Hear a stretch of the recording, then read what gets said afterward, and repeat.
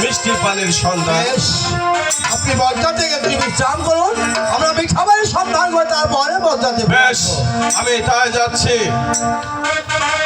শোনো মানিক কর্ণধর, বলুন। তোমরা দুই ভাই যেথায় যাও না কেন অতি তাড়াতাড়ি ফেরার চেষ্টা করবে। তাকে বুঝতে পারছো, এক গ্লাস মিষ্টি পানি নামলে হয়তো আমি সাদাগান মাথা ফেটে মরও যেতে পারি। কর্ণধর, হুকুম কর। তুমি একটা কাজ করো তো, কি করা লাগবো মানিকদা? বার চতুর্দিকে গিয়ে দেখো পাই কিনা। কাউন্সিল দেখা লাগবো। ও মানিকদা, কি হয়েছে? শীঘ্রই দিকে আসো, কাউন্সিল পাইছি। কোথায় পেয়েছিস? মানিকদা রে, ওই যে দূরে লক্ষ্য করে দেখো না, তাল গাছ। তাল গাছ উপরে আছে বট গাছ, বট গাছের উপরে আছে খাল, খালের উপরে আছে কাউন্সিল। কাঞ্চিল, এই যে বললি উপরে উপরে উপরে।